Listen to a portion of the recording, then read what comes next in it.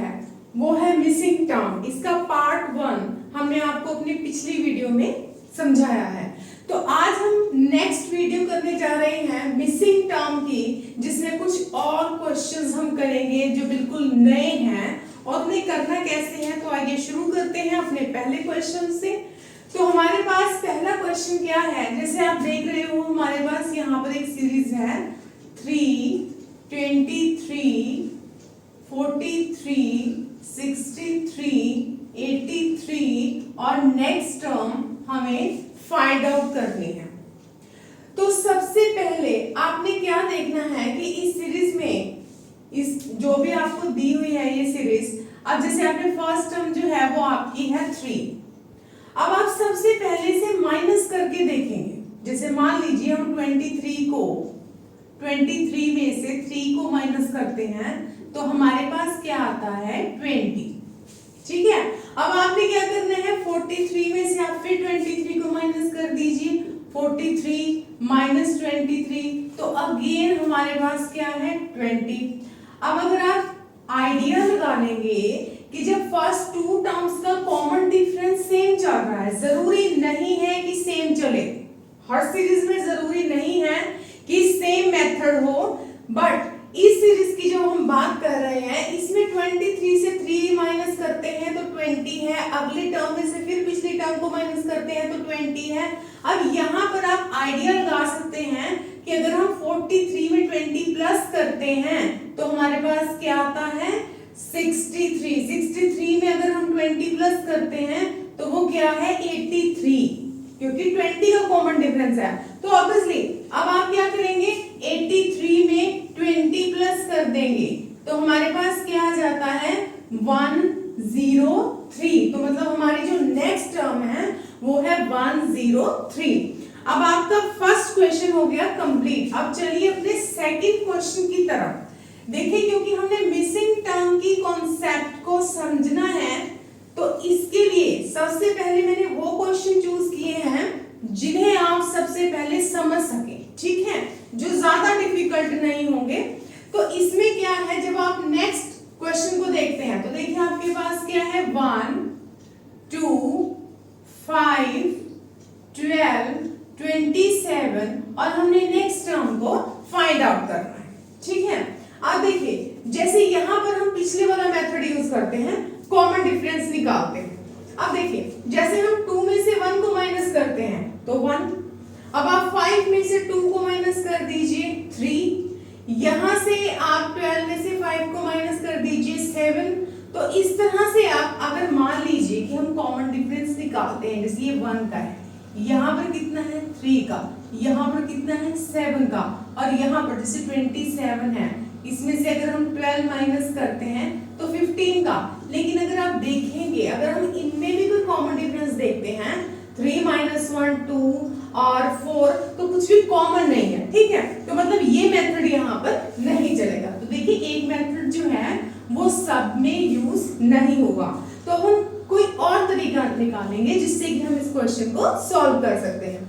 अब आपने उसके लिए क्या करना है, जैसे 1 है, ठीक है, अगर ऑब्वियसली हम 1 को छोड़ देते हैं, पहले हम क्या लेते हैं 2 और फिर हम देखते हैं यहाँ पर है 5 और यहाँ पर है 12।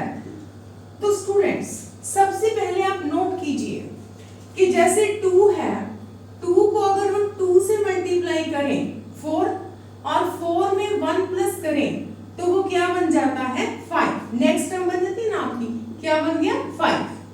अब इसी तरह से अब 5 को ले लीजिए, 5 को अगर हम 2 से मल्टीप्लाई करें 10 में 2 प्लस करें तो हमारे पास क्या बन जाता है 12, जो कि हमारी नेक्स्ट टर्म है।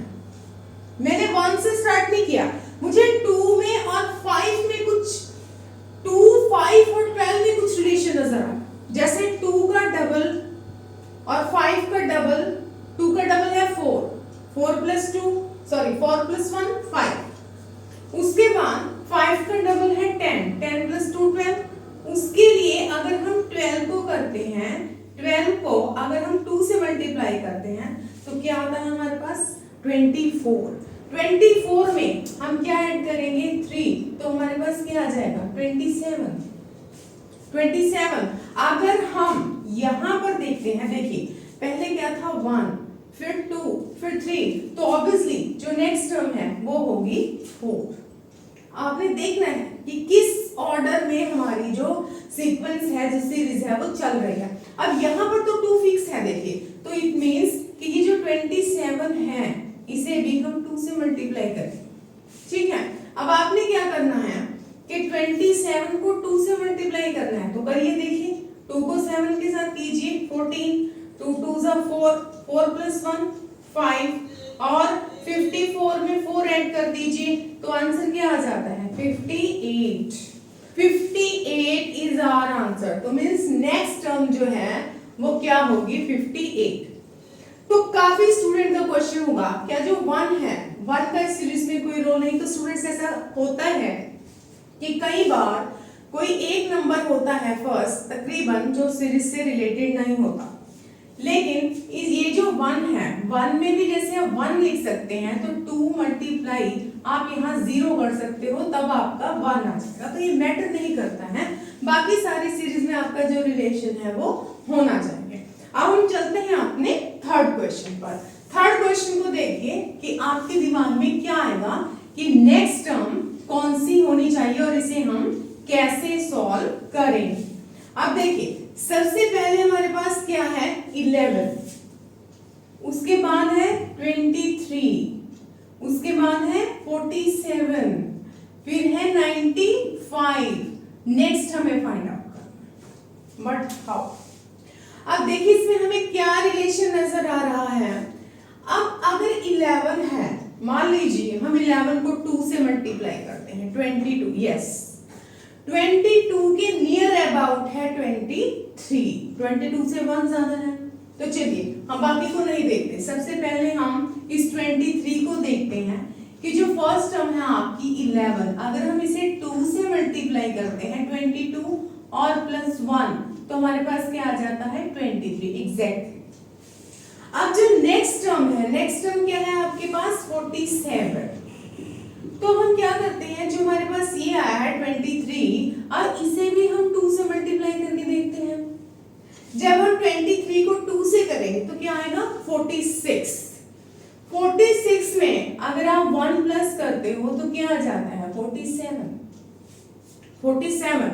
अब अगर हम नेक्स्ट देखते हैं, हमें 95 देखना है। अब देखिए 47 को आप 2 से मल्टीप्लाई करते हो और 1 प्लस करते हो, 47 मल्टीप्लाई 2 + 1 तो वो आपके पास आ जाएगा और 94 + 1 दैट इज 95। तो यहां भी सेटिस्फाई हो जाता है।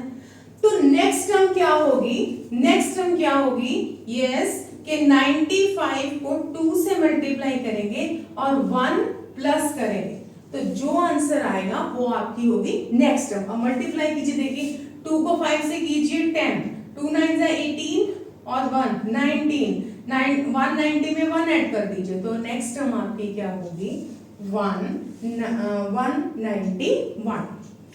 तो आइए अब हम चलते हैं अपने नेक्स्ट क्वेश्चन पर, ठीक है।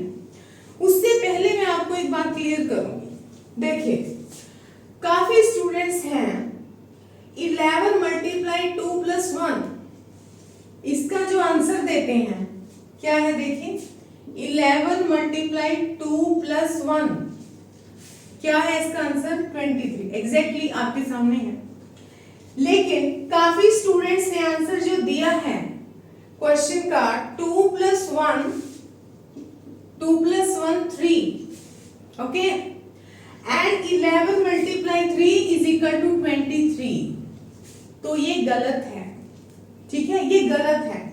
अगर आप ऐसे कर रहे हो तो ये गलत है क्योंकि आप डी मास का पॉड मास का रूल नहीं अप्लाई कर रहे हो। आपको पता होना चाहिए कि सबसे पहले हमें क्या करना है, मल्टीप्लिकेशन डी फॉर डिवीजन।